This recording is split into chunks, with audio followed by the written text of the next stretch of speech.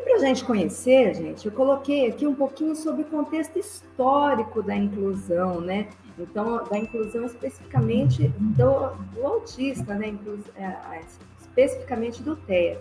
Só que se a gente for pensar no aspecto da inclusão em geral, a gente vê que nossa história aqui no Brasil é uma história que nos remete a 20 anos de inclusão, né?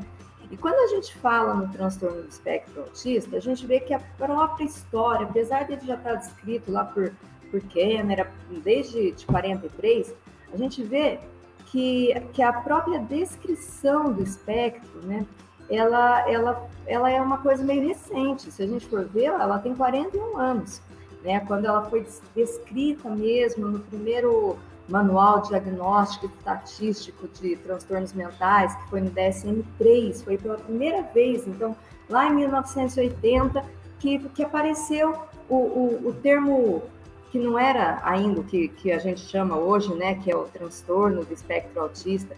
Na época apareceu lá transtornos globais do desenvolvimento, né, que por muito tempo na escola se falou os TGDs, né. Então, isso aí só foi aparecer lá em 1980, né?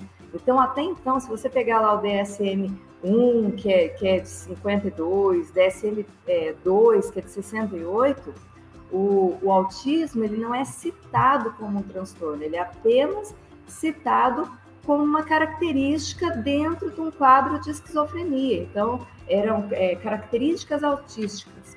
Então, se a gente for pensar historicamente, a própria definição do autismo é algo muito novo, né? E com relação aos diagnósticos, o aumento dos diagnósticos, né? O aumento da procura pelos pais, né? Acerca dessa avaliação, né? Desse entendimento, dessa compreensão, a gente observa que hoje, nas escolas, a gente tem muito mais alunos autistas, muito mais alunos TEAs do que se existiam até poucos anos atrás, né? Não que não existisse, mas hoje também a gente tem um aumento no diagnóstico, né? Então, existe possivelmente, talvez, um aumento nos casos, mas a gente também não pode fechar os olhos para um aumento no número de diagnósticos, né? O que também é uma coisa a se estar atento, né? Então, olha só, gente, com relação à educação do aluno TEA, né? Eu sempre falo assim, por mais que muita coisa ainda, né, até a gente falou agora, muita coisa ainda é muito novo em relação ao conhecimento do espectro, né? Quando a gente pensa espectro, né, nos vem, quando eu falo, eu também tenho formação em arte, né? Então, quando você pensa em espectro de cores, vem aquela variedade de cores. E quando a gente fala do espectro autista, também vem aquela variedade de apresentações, né? Então, quando a gente pensa nessa variedade de apresentações, a gente vê que, às vezes, isso nos causa uma insegurança. Então, muitos professores, muitos estudantes de pedagogia, né, muitos profissionais ainda da educação, ainda têm um certo desconhecimento, ainda tem uma certa ansiedade ao receber um aluno autista. Só que, ao mesmo tempo, a gente percebe o quanto que se tem uma busca, né? A gente percebe que nas lives, quantas pessoas, quantos professores, quantos pais estão buscando informações, né? Então, muita gente nessa busca. E, com relação à inclusão, os professores acabam sendo muito protagonistas nessa busca por informações, essa busca por uma forma de atuação, por fazer a diferença na vida daquele aluno, né? Até a gente percebe muito isso na pós também, ó, quem for estudar com a gente lá, fazer pós, né? A pós na educação especial, existem outras também, tem a pós em autismo mesmo, tem educação especial com ênfase em TEA. Então, a gente vê muito isso, essa busca por informações, essa busca por fazer a diferença na vida dessa criança. Isso é muito bacana, né? Olha a modificação, a forma de uma nova visão em 20 anos aí de inclusão, né? Então, a gente vê que hoje a gente está com uma visão bem diferente, assim, uma visão querendo fazer a diferença na vida daquela pessoa mesmo. Então, olha só, gente, só para a gente... Aqui são características básicas, né, dados básicos. Mas só para a gente continuar a nossa caminhada aqui, ó. Então, ó, segundo a Associação dos Amigos do Autista, né, a AMA, 1 em cada 160 crianças estão no espectro autista. Ou seja, são muitas crianças. Possivelmente, aí na sua escola, né, alguma criança pode estar no espectro autista, né? Às vezes na sua sala de aula você está recebendo, ou ano que vem você receberá um aluno que está no espectro autista. Então são muitas crianças, né?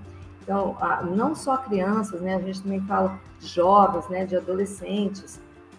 E aqui, ó, eu até coloquei aqui, ó, sendo que os primeiros sinais começam ainda no princípio da infância, mas a gente tem que estar ciente de que esses sinais vão caminhar, às vezes vão em menor e maior grau, às vezes a gente vai ver uma mudança, alguns vão ter uma redução, né?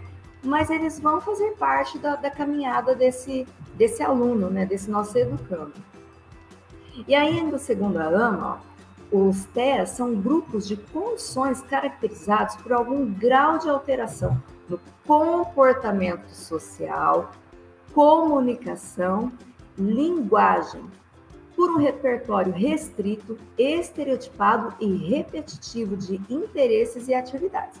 E aí eu separei, ó, nesses itens que eu coloquei ali para vocês, eu separei aqui, ó, algumas das características, né? Então, que são muito importantes para a gente estar conhecendo e que vão estar encaminhando o nosso andar lá com essa criança ou com esse jovem dentro da sala de aula, ou seja, são características essenciais para o nosso conhecimento, né? Então, o professor que trabalha com um aluno TEA que está em inclusão, ele tem que conhecer essas características. Ah, mas o meu aluno não apresenta essa que está aqui, mas ele pode apresentar outra, ele pode apresentar uma outra diferenciada, então, em maior ou menor grau, ele pode apresentar algumas dessas características, né?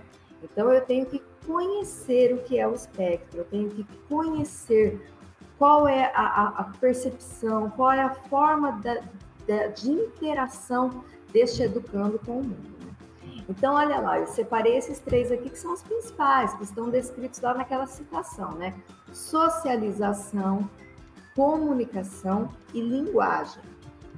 Mas lá embaixo, ó, está descrito que eles também podem apresentar, né? E daí, como eu já disse, como é um espectro, existe um leque grande de apresentações. Então, essas apresentações aqui vão ter uma variação grande de criança para criança, né?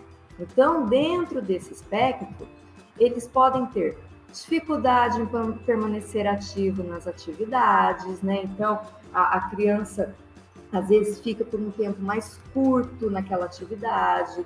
Então, olha aí a importância da gente estar trabalhando com atividades mais curtas. Por isso que eu falei que essas características, elas vão afetar lá o meu caminhar junto com esse educando.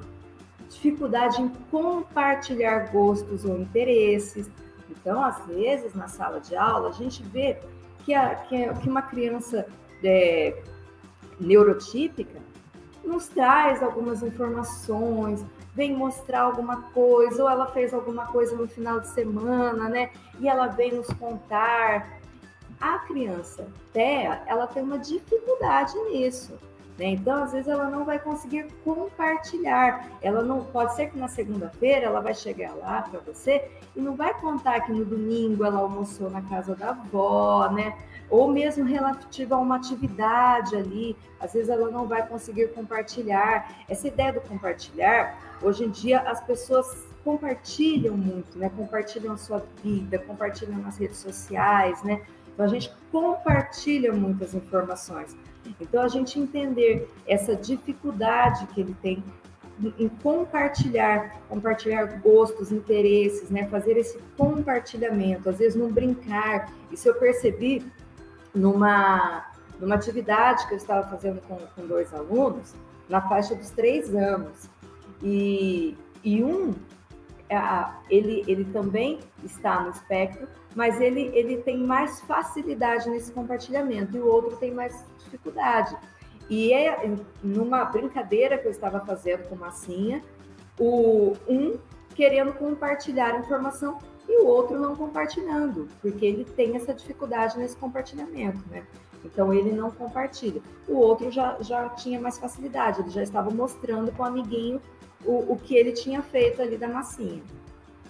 Comportamentos repetitivos, dificuldades de mudança, né? A gente vê isso, né? Uma dificuldade de mudança de rotinas. Então ele tem, às vezes, a repetição dos comportamentos também, ó. Embaixo aí já está até falando a intolerância a mudanças de rotina, né? Estereotipias, né? Às vezes apresentam movimentos estereotipados. Muitas vezes esses movimentos estereotipados, eles estão muito ligados à autorregulação. Então, às vezes a gente percebe isso na hora do recreio, que é um momento que às vezes tem muito barulho, né? E a criança às vezes fica em flaps, fica em movimentos, às vezes girando, né? E essas estereotipias, às vezes fazem parte da própria autorregulação, né? Então ele está trocando aqueles estímulos daquele ambiente, que são estímulos que às vezes ele não está conseguindo se organizar, conseguindo lidar bem, ele está trocando por outros estímulos que ele consegue controlar, né? Transtornos no processamento sensorial, até algumas estereotipias estão muito ligadas a isso, né? Então ele vai ter as dificuldades lá, às vezes tem uns que têm com relação ao som, tem outros que têm relação ao toque, outros com relação ao cheiro, né? Então, alguns podem ter diferentes formas de apresentação desses transtornos do processamento sensorial. Em algumas crianças isso pode ser menos perceptível, né? Então vamos lá, continuando aqui. E aí, para a gente começar, gente, eu já começo aqui, ó, falando um pouco da avaliação, né? Até a Márcia falou um pouco de avaliação, o professor Luiz Paulo falou que avaliou crianças essa semana, né? Então, a gente está trazendo novamente, já. Então, vocês estão ouvindo novamente falar da avaliação aqui. Existem várias formas de avaliação, né? A avaliação que eu estou falando aqui seria, no caso dos professores, os professores são bem acostumados, assim, no início do ano, às vezes no meio do ano também, né? E a gente, na nossa escola, faz, assim, no início do ano e no meio do ano. A gente faz uma avaliação que muitos chamam de avaliação diagnóstica, avaliação inicial, tem nomes diferentes para essa forma de avaliação, né? Então, quando a gente trabalha com a criança especial, uma criança autista ou uma criança com outras necessidades educativas especiais, essa avaliação ela se apresenta de grande importância, né? Então, olha o que eu coloquei aqui para vocês, ó. Busque conhecer este educando. É muito difícil a gente trabalhar com alguém que a gente não conhece, né? Então, o que eu vou fazer com essa criança se eu não conheço essa criança, né? Então, o primeiro passo é conhecer. Não é assim quando a gente vai fazer uma amizade com alguém? Antes da gente sermos melhores amigos, você precisa conhecer essa pessoa, né? Então, de certa forma, essa pessoa passa por um processo de avaliação, né? Das afinidades, dos gostos. Então, com o aluno é da mesma forma. Então, a gente também tem que avaliar. Só que aqui eu coloquei uma coisa para a gente se atentar, ó. Existem vários procedimentos de avaliação, mas a gente tem que pensar uma coisa, ó. É muito importante saber o diagnóstico dessa criança, mas tenha sempre em mente que mesmo crianças com o mesmo diagnóstico podem ser completamente diferentes. Então, desta forma, é mais importante pensar em adaptações para uma criança especial e não para um laudo, né? E aí tem um autor que eu vou ler aqui para vocês, que eu deixei anotado aqui, ó, ele chama José dos Santos. E ele, num livro dele de 1982, ele fala sobre a inclusão. Ele coloca pra gente assim, ó, que muitas vezes o diagnóstico de alguém pode se tornar o diagnóstico contra alguém. O que ele quis dizer com isso? Ele quis dizer quando a gente deixa de olhar a criança, né? O aluno, eu falei a criança, mas pode ser o adolescente, né? Não importa a idade desse educando. Então, olha a importância de se conhecer o aluno, né? E a gente ir por uma receita pronta. Não existe receitas prontas quando a gente trabalha com o autismo, quando a gente trabalha com, seja qual for as necessidades educativas especiais, né? E aí, olha a importância também da gente saber quais são as necessidades educativas especiais desta criança em especial. Lembra que eu falei que como o autismo é um espectro, um leque de possibilidades, cada criança vai ter a sua necessidade educativa diferente, né? Então, a gente tem que conhecer essa necessidade educativa especial e não ir numa receita de bolo.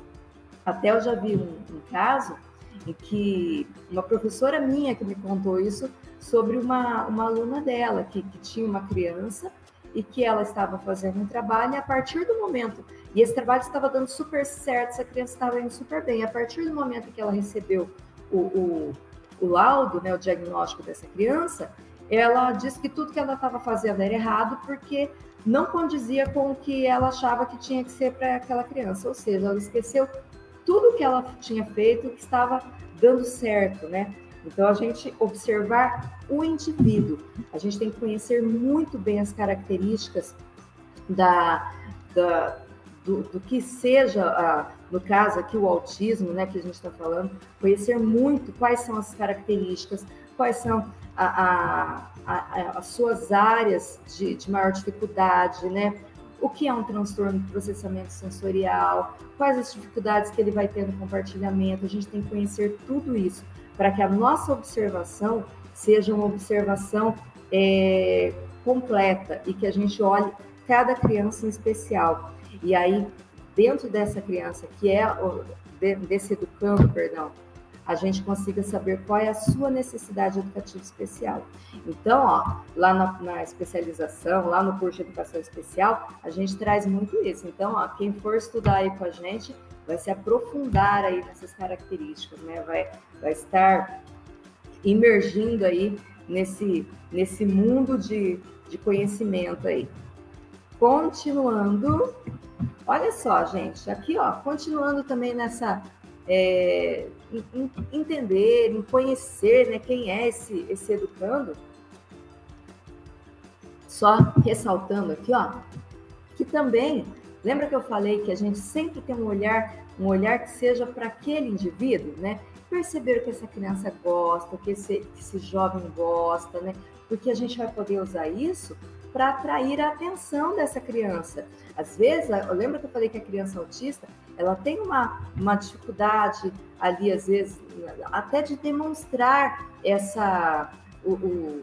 algumas preferências dos elementos apresentados, né? Ela tem a dificuldade de compartilhar, mas a gente pode estar trabalhando junto com a família e estar trazendo para a sala quais são esses elementos que ela gosta, quais são esses elementos que ela tem interesse, a gente usar isso para atrair a atenção dessa criança, no que essa criança tem dificuldade, ou a importância lá de se conhecer os aspectos, né, de se conhecer o que pode estar ocorrendo com essa criança, quais são as características do transtorno, né?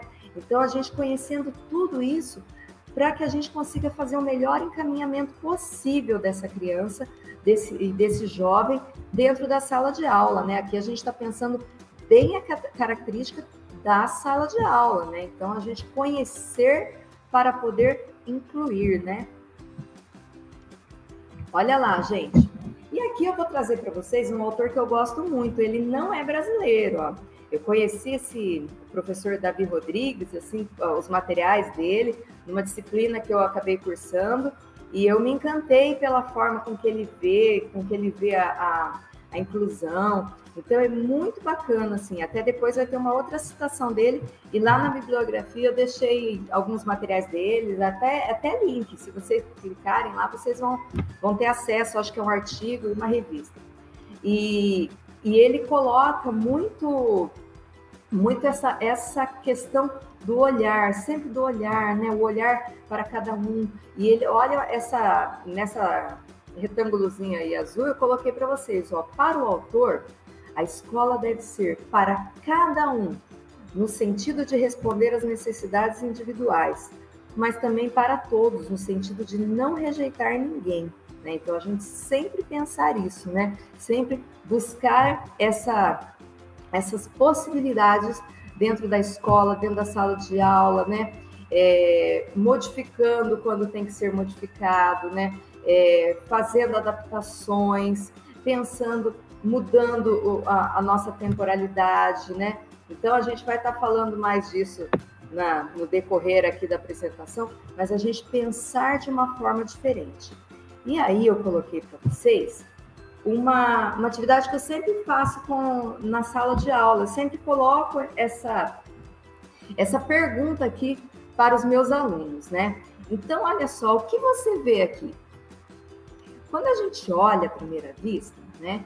Geralmente, o que nos chama a atenção, o que é? Vamos ver lá se alguém está respondendo aqui no chat. Ó. O que você vê aqui? Quem vai responder lá para mim? Ó. Então, quando eu coloco isso na sala de aula, geralmente as pessoas falam, eu vejo um ponto preto. Eu vejo um ponto preto num fundo branco. Então, mas a maioria se atrai pelo quê? Um ponto, olha lá, ponto preto, ponto preto. Então, é isso aí, ó, que vocês estão colocando no chat. Vamos pensar uma coisa. Quando eu olho nessa tela, toda branquinha aqui, o que me chama a atenção, geralmente é esse ponto preto.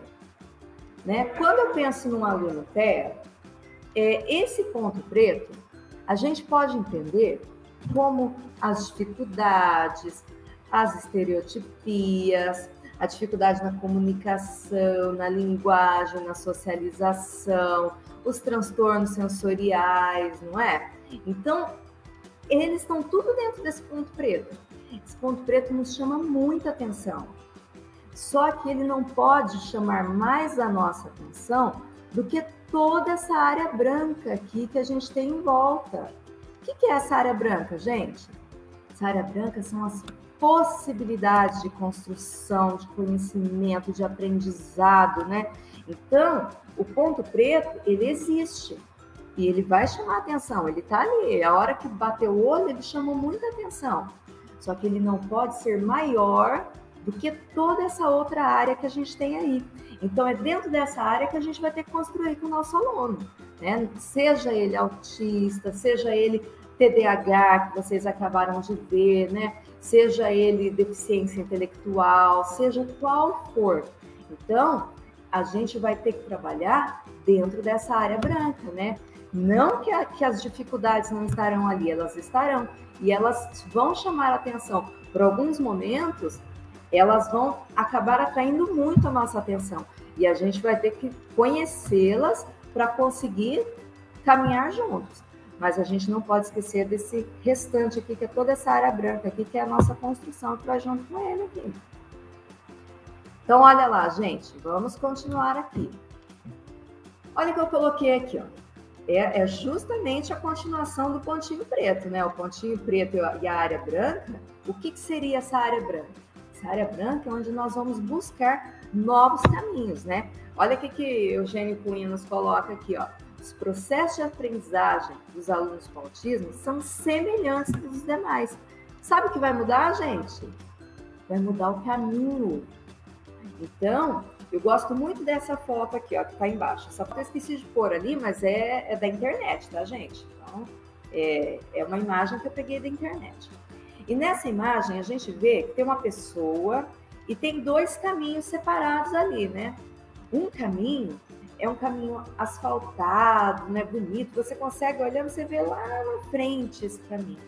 O outro caminho é um caminho de terra, né? É um caminho que ainda está por construir.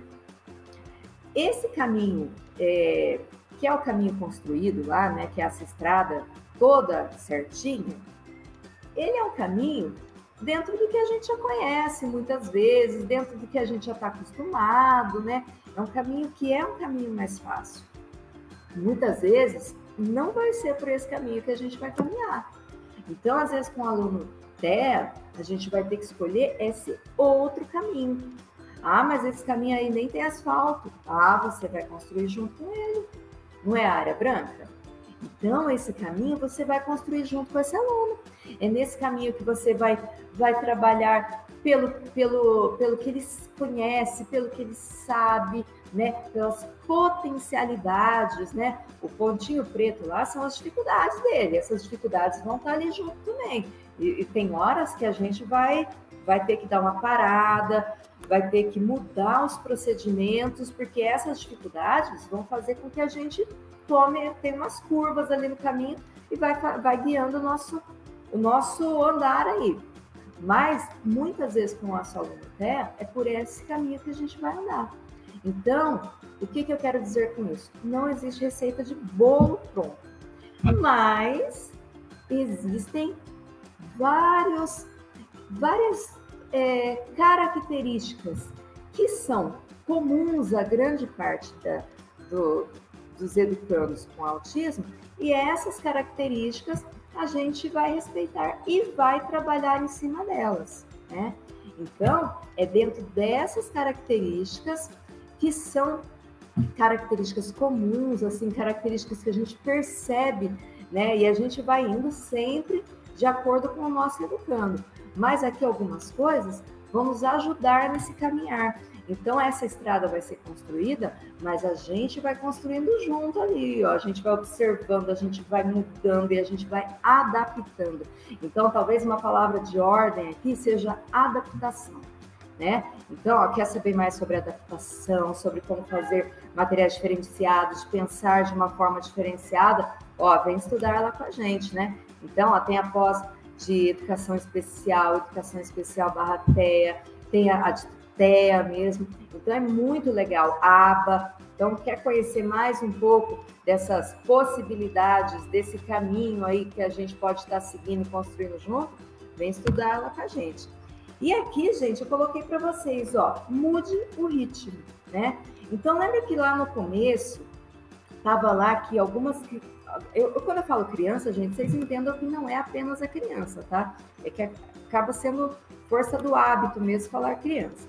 Mas quando um educando TEA, muitas vezes ele tem uma dificuldade em se manter muito tempo na atividade, né? Então tem uma coisa aqui que a gente gosta muito e que dá muito certo, que é a fragmentação das atividades. Então, a gente tem que pensar uma coisa. Eu coloquei uma atividade aqui, que é uma atividade da internet, eu só fiz uma adaptação. E olha só, gente, eu não estou falando mal de nenhuma atividade, tá? Até porque na internet tem atividades maravilhosas. Só que, às vezes, a atividade que é muito bacana não vai se adequar para o meu educando. Eu vou ter que adaptar, né? Então, eu vou ver de acordo com as características pessoais desse meu aluno TEA, o que eu vou adaptar nessa atividade. E olha lá uma coisa que eu uso muito e que dá um resultado muito bacana, é a fragmentação de atividades. Então, eu puxei essa atividade aqui da internet e fiz algumas modificações. Olha só, gente, a gente sabe que muitas vezes um educando autista, ele se sobrecarrega por uma grande quantidade de imagens, textos, sons, né? Às vezes muita fala, né? Então a gente também controlar isso. E aqui eu tenho uma atividade que ela tem várias informações. Se a gente for pensar que ela tem 5 passos. Então, gente, 5 passos, será que não são muitos passos para serem apresentados todos de uma vez para uma criança, né? Aqui no caso, uma criança autista. O que eu poderia fazer aí com uma atividade desse jeito? Eu peguei na internet, eu vou dar para meus outros alunos, mas eu tenho um aluno TEA. O que eu posso fazer com essa atividade para esse aluno TEA? Então, o que eu posso fazer? Eu posso fragmentar, eu posso separar essa atividade. Então, eu vou dar um exemplo aqui só de 2 coisas que eu fiz em cima dessa mesma atividade, só para vocês verem. Então, olha só, eu peguei essa primeira parte aqui, que é faço o tracejado da letra, né?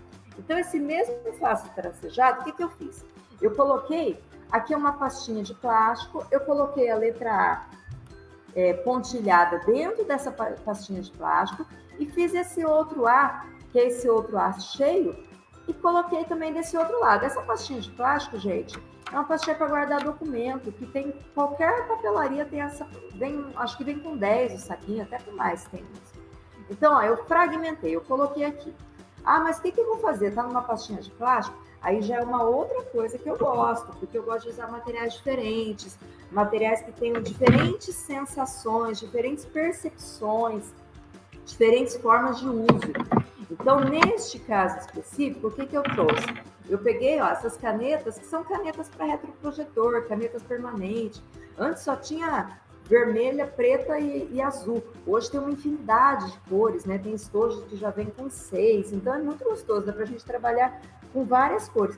E aqui ó, eu posso estar trabalhando com essas canetas. Olha que gostoso, gente. É uma sensação bem gostosa, uma sensação diferente. E depois você pode passar álcool, apagar, e a criança pode fazer várias atividades, vários exercícios com essa caneta.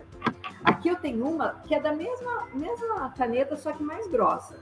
E dessa eu posso estar até fazendo a pintura aqui, ó. A criança está fazendo a pintura com essa caneta, já é um material diferente, ó, um material que a criança gosta. Então aqui eu estou mudando o suporte do material, eu estou tirando desse suporte aí da atividade aí do papel, e estou mudando o suporte. Vou pegar uma outra atividade desse mesmo material. Vocês viram lá no item 5? Tem lá, ó, organize as sílabas das palavras. Então, olha o que eu fiz aqui. Eu peguei esse potinho aqui, gente, aqueles potinhos que vem balinha em festa, né? Eu peguei esse potinho, o que eu fiz? Ó, primeiro, né, sapato. Então, organize as sílabas das palavras. Então, aqui, ó, o que eu fiz? Eu colei o sapato aqui, e aqui dentro da latinha, eu tenho as sílabas, ó. Então, eu tenho as sílabas para a criança estar organizando aqui, ó, a palavra. Ó, sapato, ó. Não sei se vai sair ao contrário para vocês aqui.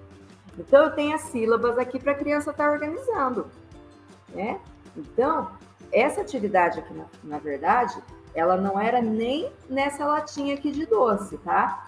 É que eu fiz assim para durar mais. Essa atividade, ela é a palavra na caixinha de fósforo.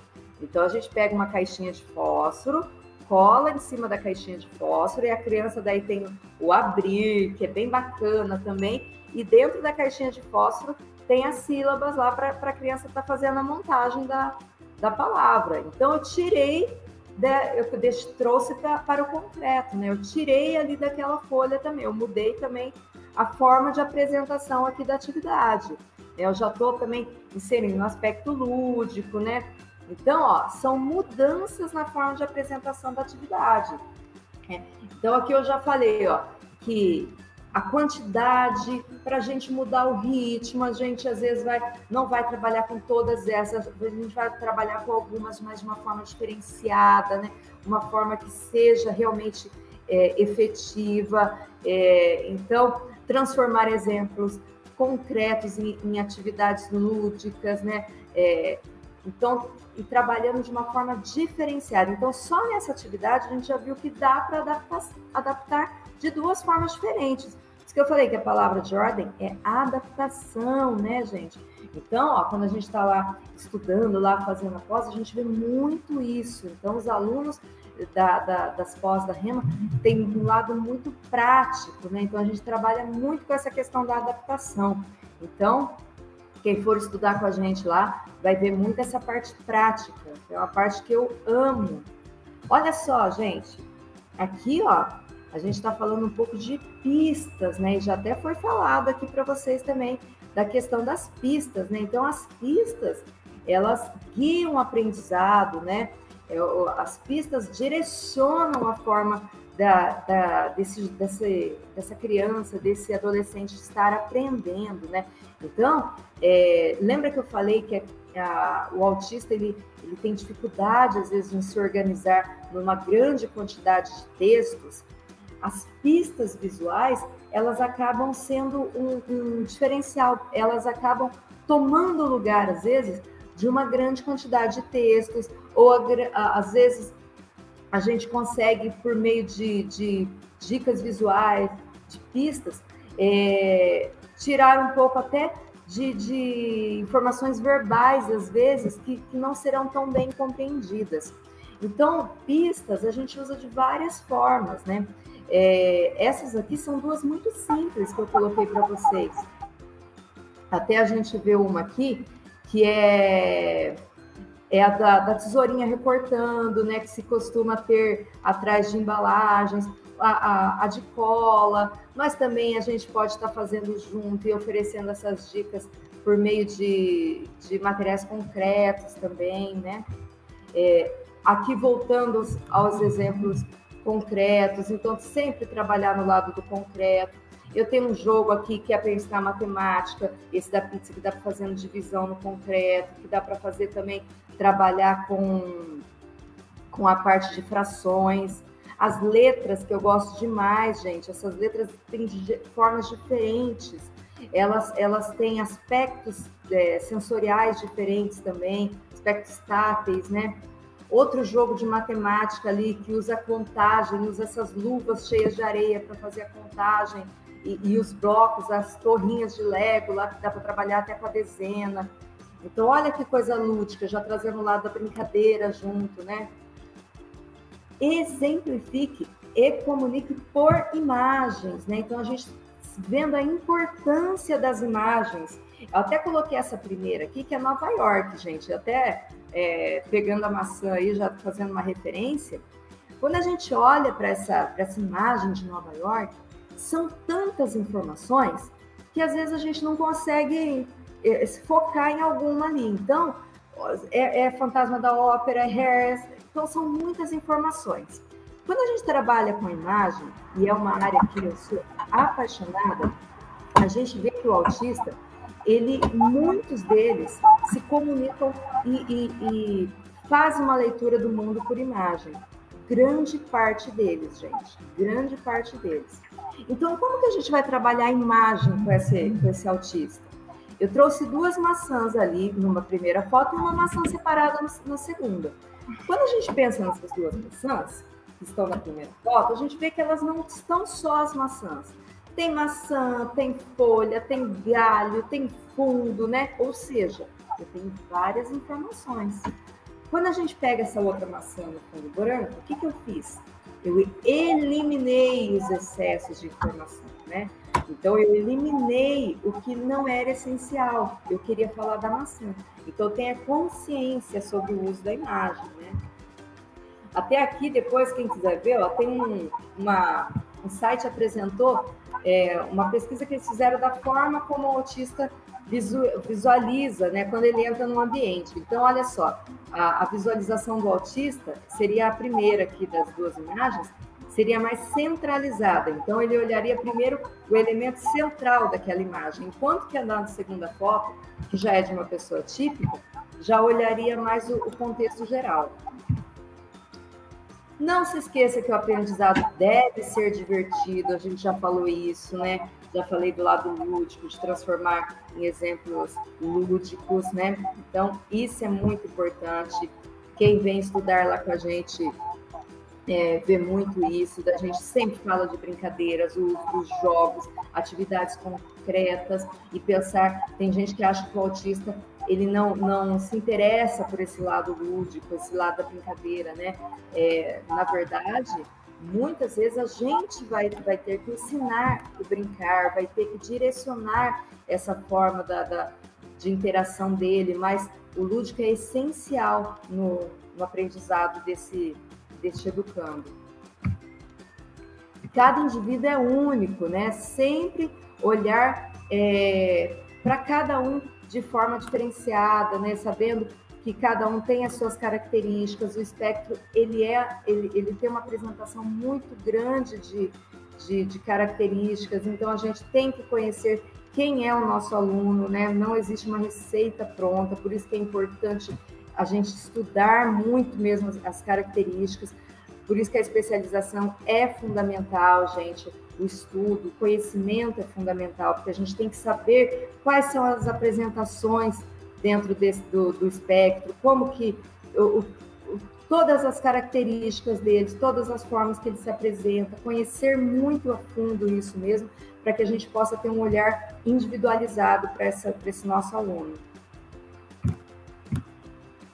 Olha, todos da turma devem conhecer, mesmo que a gente esteja trabalhando com uma turma pequena, então a turma entender, as crianças conhecerem. Daí eu trouxe alguns livros que ajudam muito o professor nessa apresentação para a turma, né, da criança, o que é o TEA, né? Então esses livros são livros infantis e que trazem de uma forma bem lúdica um pouco do que é o espectro.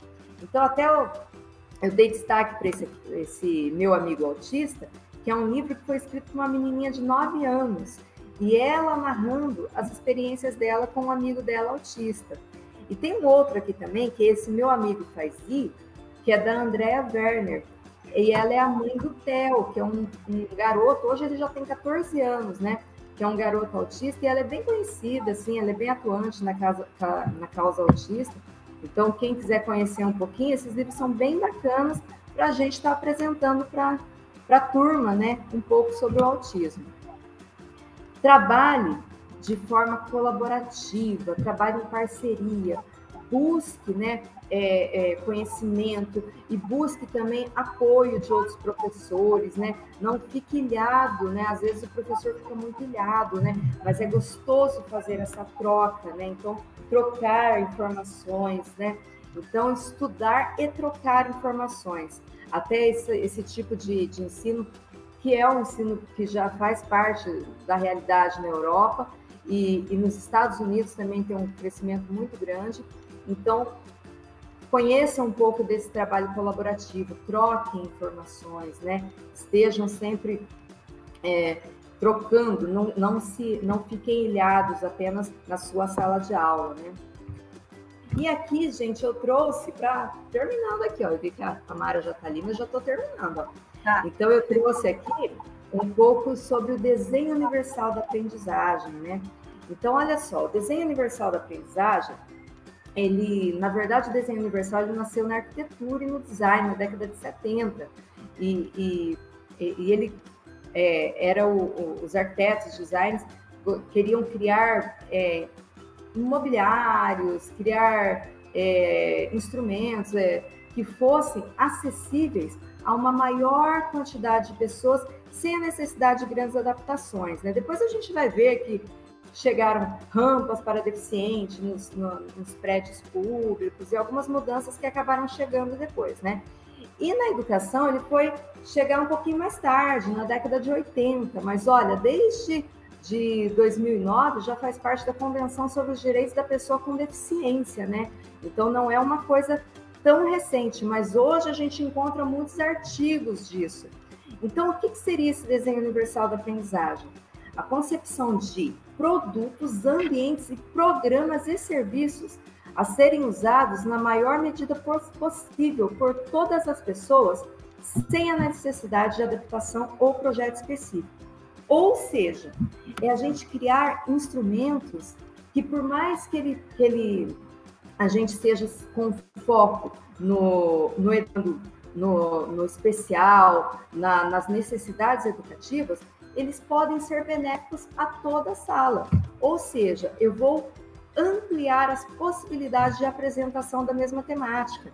Aqui eu até coloquei fotossíntese só como exemplo, tá, gente? Então, eu vou apresentar o conteúdo da forma textual ali, por meio de imagens, mas eu também vou apresentar um vídeo, eu vou fazer um jogo, eu vou fazer uma montagem, no caso ali está sendo um painel, né? Então, eu vou ampliar as possibilidades de apresentação desse conteúdo. E aí até coloquei um livro aqui, que é de uma moça que é daqui da minha cidade, aqui de Londrina, e que ela fala um pouco mais sobre isso também. Gente, agora, ó, quem quiser conhecer um pouco mais, se aprofundar, a gente caminhar bastante nesses aspectos da adaptação, vamos lá com a gente para pós e a gente se aprofunda bastante nisso. Então, ó, meu conteúdo vai ficando por aqui, aqui eu deixo as referências para vocês, tem bastante coisas legais aí para vocês estarem procurando também. E um grande abraço a todos e obrigada pela participação, pelo tempo que estivemos juntos aqui. E aí, gostou desse vídeo? Então curta para que ele possa alcançar e ajudar mais pessoas. E se inscreva também em nosso canal do YouTube para contribuir aprendendo com a gente sobre esse e muitos outros temas. Ah, e ative o sininho aqui embaixo para receber aviso toda vez que tiver um conteúdo novo. Um abraço e até breve!